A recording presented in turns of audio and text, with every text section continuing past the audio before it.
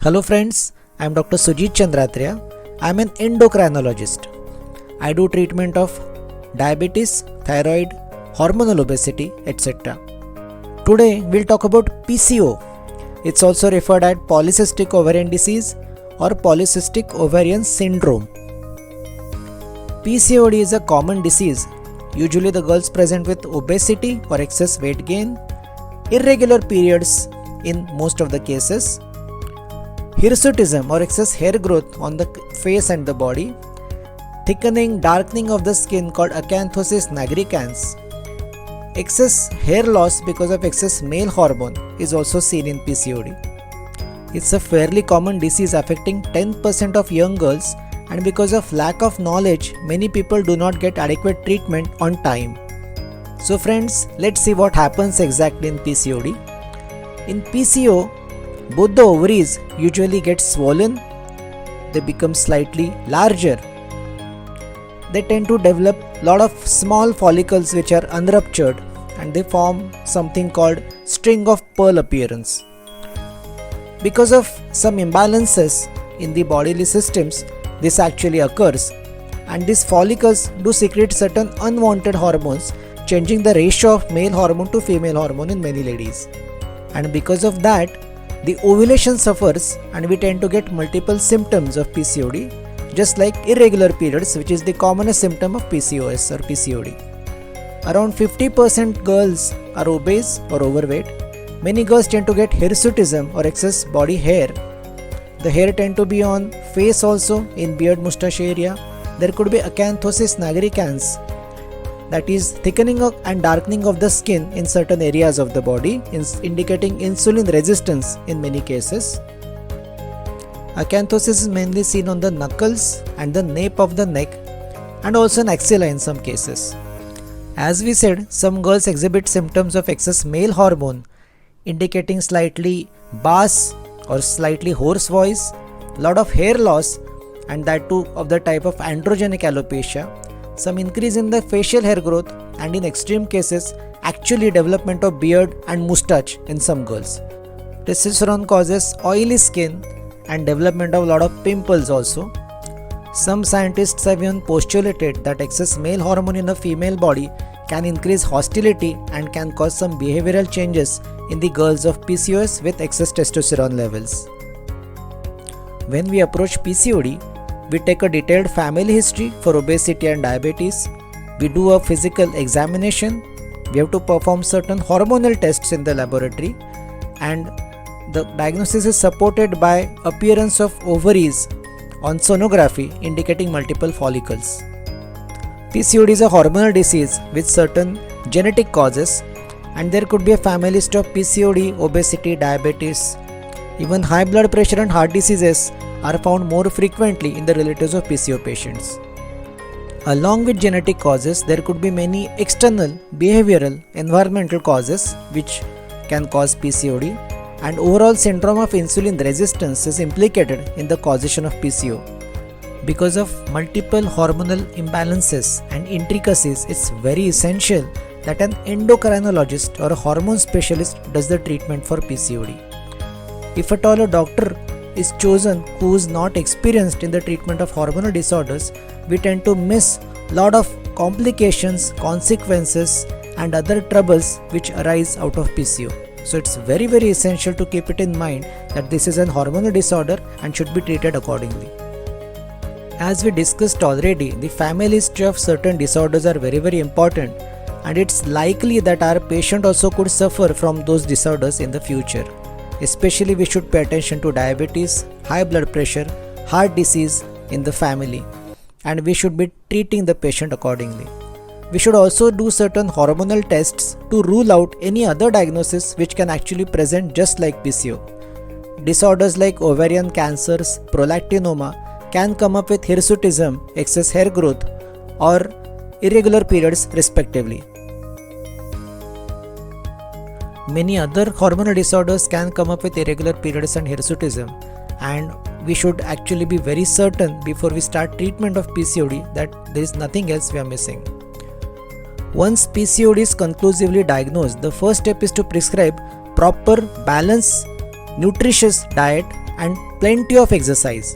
This is part of prescriptions, and of course, we give medical treatment for multiple other mechanisms. As we said, 50 to 60% patients are usually obese, and around 10% of weight loss is required to treat PCOD successfully. Avoiding of junk food, outside food, fatty food is absolutely essential, and we should prescribe homemade, simple, less oily food with lot of greens, lot of fibers and lot of vegetables. A dietitian's help can be taken if the need be. A PCO patient should do plenty of exercise, around 45 to 60 minutes per day. Both cardio and muscle turning exercises can be performed in PCOD. Both the types of exercise are shown to be very effective and useful in case of PCOD. And it's very important to have a good consistency of exercise. It is said that at least 4 to 5 days per week exercise would be essential. Hardly we have seen any patient of PCOD who gets cured within a few months time who doesn't do exercise. So exercise is a must and it's part of prescription for our illness. As we said, both muscle training and cardio could be very effective in the treatment of PCO. And nowadays everybody knows that every person should take a good amount of exercise and should take balanced good diet, but this is part of prescription in PCOD. In fact, many patients can get cured only with good exercise and around 10% weight loss if they are obese to start with. Those patients who don't adequately respond to the lifestyle modification have to go on medication basically. In medications, it's very common to prescribe progesterone pills when the periods are delayed. These are mainly given to induce the periods. However, this is not a permanent treatment, it's only a temporary way. Many patients are put on OC pills. These contain estrogen and progesterone. They tend to suppress the ovulation and can give rest to the ovaries. And we hope that after giving rest to the ovaries for 3 to 6 months, after lifestyle modification, many patients revert back to the normal situation. These tend to control these symptoms of excess male hormone also. These can cause weight gain and we have to be careful because these are hormonal pills and can have its own challenges and certain amount of side effects. We have seen that insulin resistance could be a main mechanism behind causation or etiology of PCOD, and for that we can give a insulin sensitizer medication which is also called metformin. Metformin is given in certain obese patients, PCO patients and certain type 2 diabetes patients also. There are certain studies indicating good effect and benefits of metformin on insulin resistance and causing improvement in PCO.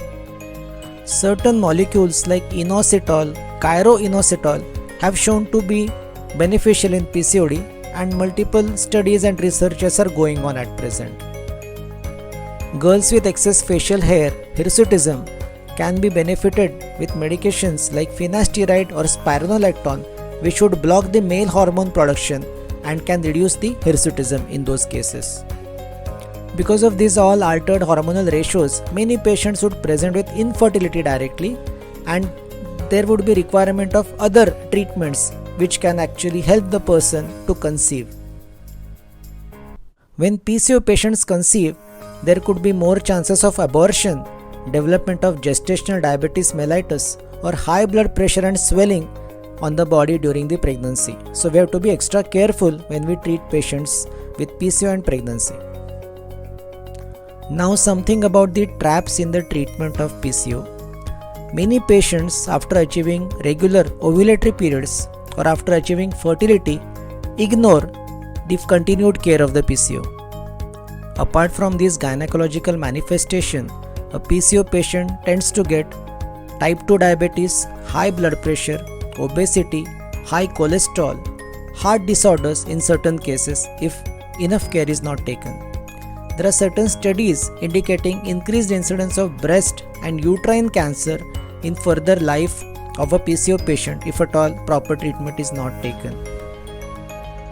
So it's very essential that in spite of achieving a short-term endpoint like fertility or ovulatory periods, a PCO patient should not go back to our unhealthy lifestyle ever again, and a good diet and proper exercise should be part of our lifestyle forever.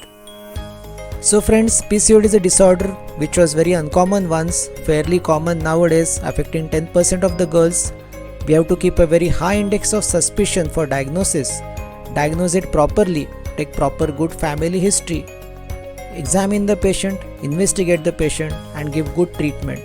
The patient also should keep a very good lifestyle and follow all the medical treatment given by the doctor properly and carefully.